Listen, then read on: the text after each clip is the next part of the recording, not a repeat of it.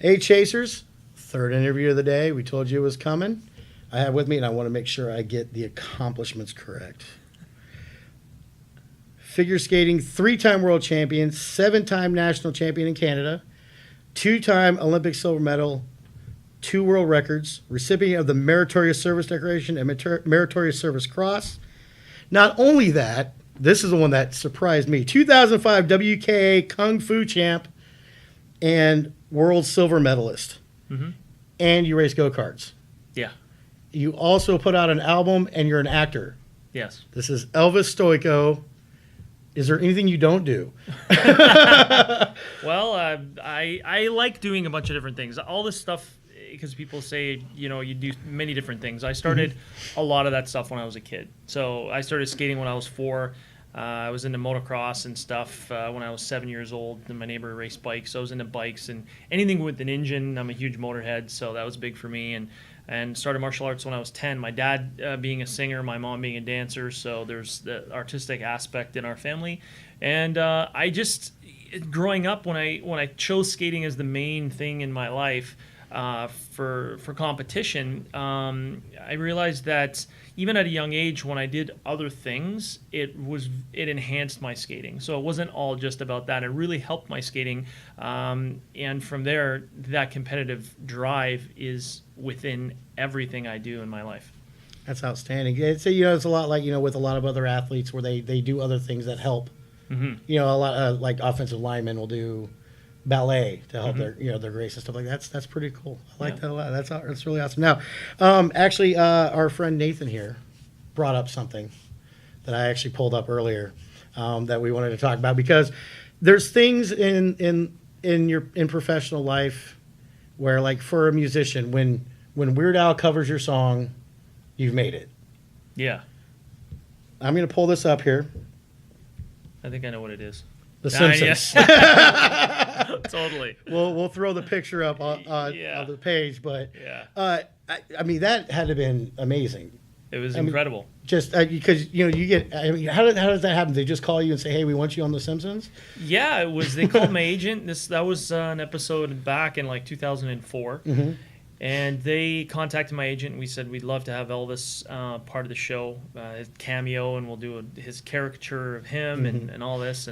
And I ended up recording all of it with my voice in Toronto because I couldn't get to LA to get it recorded. So we did it via internet and was in a studio in Toronto, and we had the cast was there talking to me through the mic, and I could hear them, and we were chatting. Director was working with me. And it was a really awesome thing. It didn't take very long. I was there for a couple hours, just getting the right thing set up the way they wanted, the tone and all that. And they were really happy because I had done voice work in the past, so it made it a little bit easier for speaking and all that. But it was an incredible experience, and it still comes up. When I was living in Mexico, I lived there for 12 years, and they didn't know anything about skating. And I would go to the racetrack, and that's where I started racing shifter karts down there in Guadalajara, where Sergio Perez, the F1 driver, him and his brother grew up there. Oh. And they came and raced us sometimes during the off-season. They'd come and mess around with us, and I learned from them and stuff. And they would come, they didn't know, the local guys, none of them spoke English, so I had to learn everything in Spanish. And one guy came one day to the track and goes, "I saw you on The Simpsons." and then they did research on me and figured out what I really did for a living. And because they just Canadian guy coming down and gringo coming down, racing karts, all this stuff. And then they saw that, and it was in Spanish and the whole thing. They saw the Spanish version, but it's really funny because it'll pop up every once in a while, and I'm really proud of that. To be part of The Simpsons is pretty cool. Yeah, that's always a really cool thing. Yeah, I always hear that people talk about that when they get that shot. They're like, I was on The Simpsons. That was pretty awesome.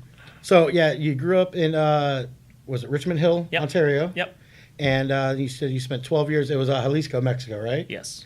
So, and you come down here to Williamsburg. Mm-hmm. And at first I want to, apologize for our lack of Tim Hortons and for our lack of taco trucks.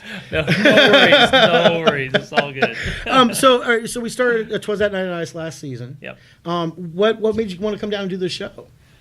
It was there's a company, Snow Flyers in Quebec, that I've done shows with up in Toronto. They do we have in Toronto called the CNE, Canadian National Exhibition. They hold it it's a couple of weeks, the last big part of the summer, and exhibition, ride, shows, and they do the skating show, and I got invited back in 2009 to do it. It's a fun gig, hard work, but a great gig, great company.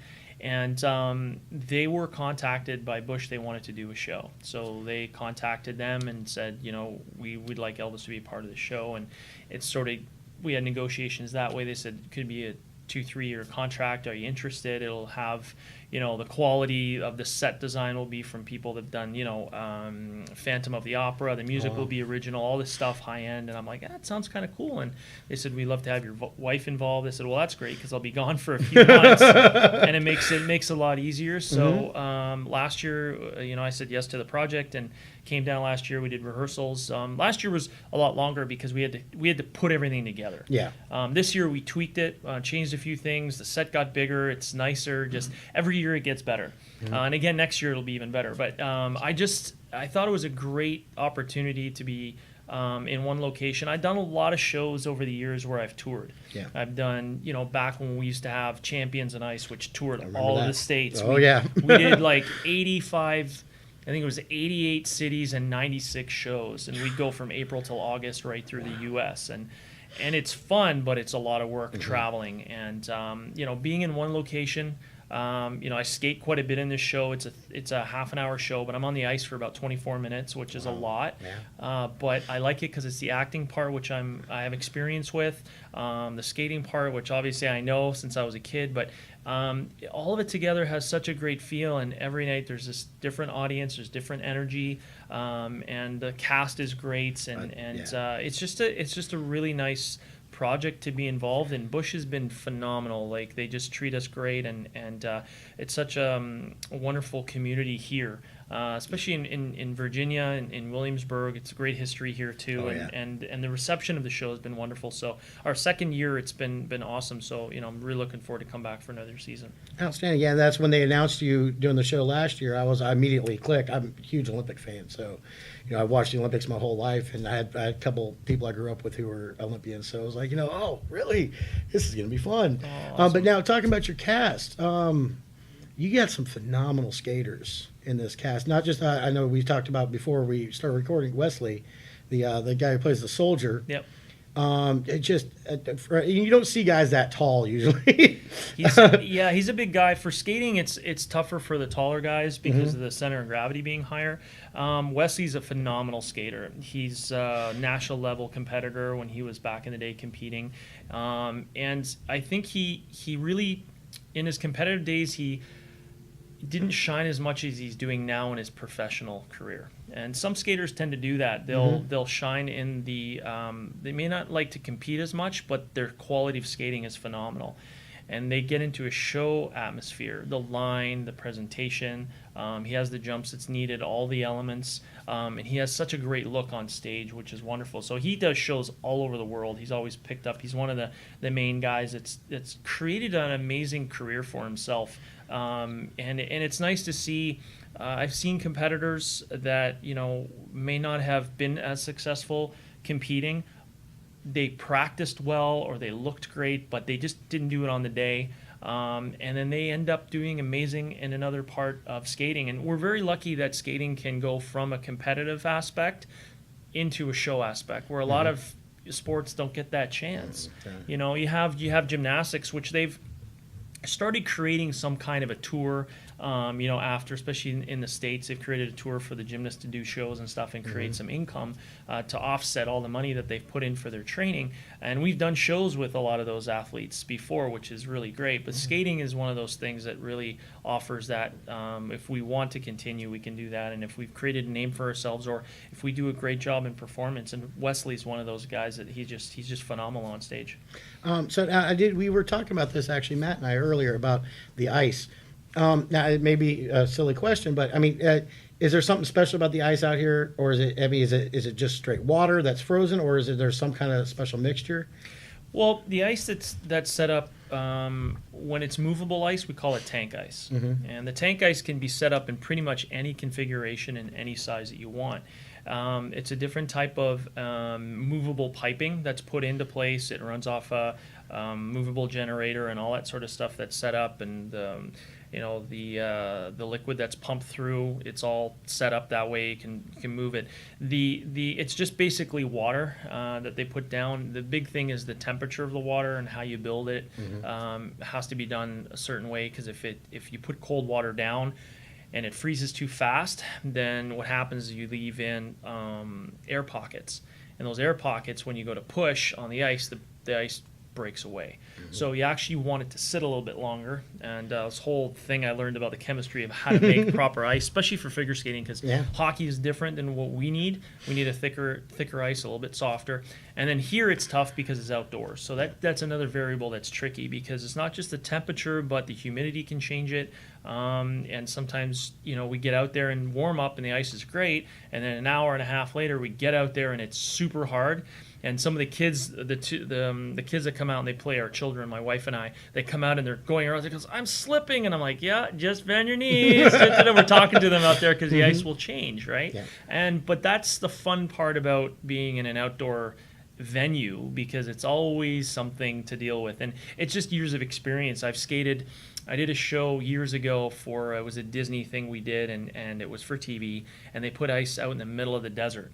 Oh, wow. And we did out in Sun Valley in the desert. We had to shoot from, I think, 11 o'clock at night till 7 in the morning because we couldn't have the sunlight. Yeah. So we did, it was kind of this UFO thing. My bike stops and I get thrown off my bike and I land on this area, and it had like tumbleweeds and stuff, and there's lights, but it was all ice. And they put it out in the middle of the desert, and it was such a great look and a great project.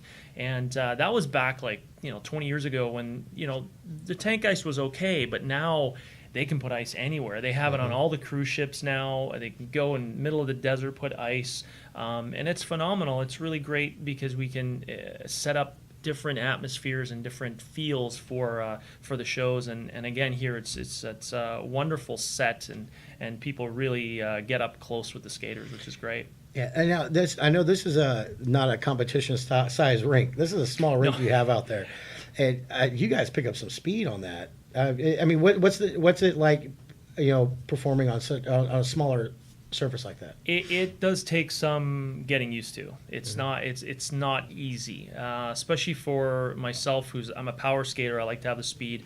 Wesley, he's a tall guy, 6'3", so it is for a skater that's tall. I'm 5'7", but when I'm pushing, I push really hard, so I have this extra bit of acceleration that I have to be careful of, because I'll just shoot myself right off the end of the rink.